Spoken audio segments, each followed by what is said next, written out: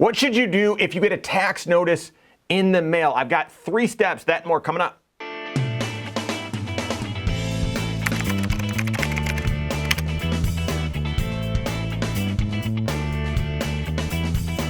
My name is Mike Bernard. I'm the host of the Wise Money Show. I'm also one of the certified financial planners right here at Korhorn Financial Group. Make sure you hit that subscribe button, turn on notifications, and smash that thumbs up button. Guys, we do a lot of taxes. We do tax planning at our company. And because tax planning is part of one of the 6 areas of your comprehensive financial plan.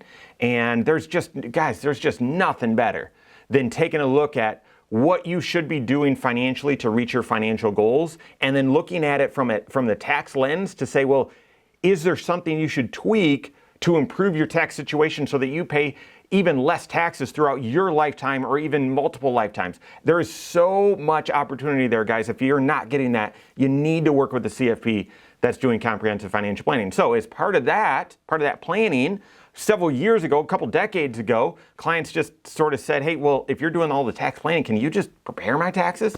And so we've been doing that for a long time. Guys, already, it's just barely past the tax filing deadline. I had a client already get a tax notice. Already get a tax notice for 2022. We just filed the thing. And I'm telling you, guys, notices have increased significantly.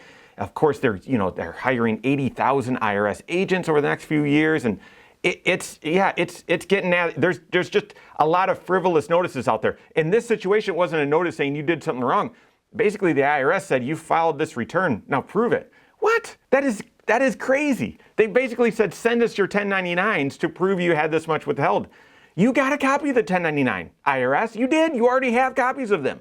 So unbelievable. And it just gets me fired up, as you can tell. But if you get a tax notice, what do you do? Well, before I get into my sort of 3 suggestions, the IRS has a list of things for you to do as well, and not too bad to take a look at those real quick. So don't ignore it, but don't panic. Okay, I've seen both of those extremes. Yes, you shouldn't be on either one of those extremes. Don't reply unless instructed to do so. There's more to that story. Yes, take timely action. In every notice, every letter, they're going to say respond by X amount of time. Now, the IRS will not follow, they won't be that polite. They won't respond timely. Oftentimes, you'll get notices, multiple notices in the mail that contradict each other because they're from different times. I have seen notices from the IRS on the same date that have the same issue date that contradict each other. Guys, they're not gonna be polite, but you should reply timely. Make sure you review the information.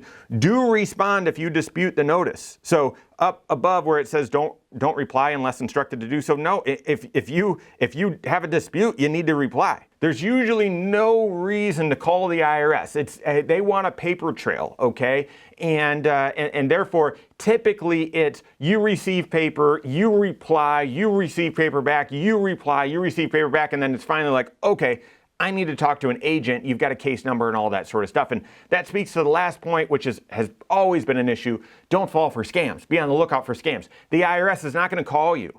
That's not going to be their first point of contact. They're not going to email you, okay? You're going to receive letters in the mail, multiple of them. And then therefore, after that, after you've established that, then there might be a phone call or an email, but it's not going to be a surprise. It's going to start with a letter. Okay, so you get one of those love letters, one of those notices from the IRS. What do you do? Step number 1 is you got to contact your CPA. And this is one of the reasons why I'm an advocate for using CPAs. This isn't self-serving. You want a financial professional. The tax code, the U.S. tax code, is the most complicated on the planet. It just is. And if your situation is so simple a caveman could do it, then maybe. But most people, there's some complexities. And just like in this situation, this client that received notice, the situation wasn't that complicated. Had 2 IRA distributions, had Social Security. Not very complicated. And the IRS said, send a notice saying prove it. Unbelievable, okay? So talk to your CPA. If you don't have that person, that expert that you can talk to at least just say, hey, here's what I just received from the IRS. Can you look it over for me? Then you're sort of on an island. You're out on your own, and and I'm assuming this isn't your expertise. You're not corresponding with the IRS all the time and have done this multiple times. And therefore, step number 1, contact your CPA, get a copy of the notice to them. Step number 2, and this is sort of the obvious, and that is identify what they're requesting, okay? It's possible notices are going to come in really 2 categories. One, like the notice that my client just got, is we just need more information. And to me, that is frivolous, and that is, the outrageous. Gets me very, very frustrated. But we've seen some in the past where it is, hey, can you provide documentation of this? We just want to double check that sort of thing. Those are more rare, but that's one option. Okay, that's one category. The second category is the IRS basically saying you're getting a notice because you did something wrong. We looked at your tax return and it doesn't add up the way that we think you added it up. We think it should be different. You did something wrong. Okay. If you get one of those notices that basically says you owe money, you did something wrong, you've missed something, you then need to figure out, well, is that accurate? Did I actually miss something? Did I forget to add a form, or did I do something incorrect?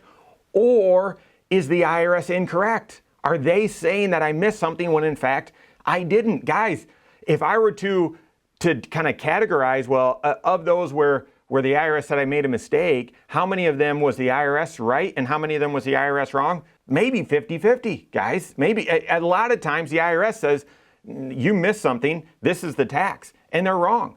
It's incorrect. And then that's sort of the third, that leads to the third action item. You then need to respond within the allotted time. And typically that response, sometimes they'll say fax, oftentimes they're going to say mail. I think from what I saw with this first client is the notice is going to include now a barcode that they're going to want you to mail back so that they can track all the correspondence with that. So you're going to likely respond by letter, but you're going to respond timely, okay? And the timeliness is, well, yes, I reviewed it with my CPA. I did miss something. I forgot to provide this tax form, and now that I put that tax form in there, what they say I owe is correct. I'm just going to respond via paying what they say I owe. Again, that's probably 50% of the time. The other 50% of the time, the IRS is incorrect in what they're saying you owe or what they're saying you missed, and therefore you need to reply with a letter sort of instructing, nope, you interpreted it wrong, here's what's actually happening, and provide some documentation. But that third step is reply within the allotted time. So there you go. I would agree with the IRS. Don't panic, but also, don't delay. Number 1, contact your CPA, get them a copy of the notice, have you both confirm and review it to find out what they're requesting, see if it's accurate or not, and then whether it's accurate or not, reply within the allotted time. Tax notices, guys, I'm telling you, they have increased. There's no question they've increased over the past couple of years, and good riddance. I mean, they've changed. Congress and the IRS have significantly changed taxes in the middle of tax season for 4 straight years. Guys, it's unbelievable. No wonder there's a national shortage of tax preparers. And so guys, there's more notices coming out with a lot of changes. There's more IRS agents that are going to be coming on board.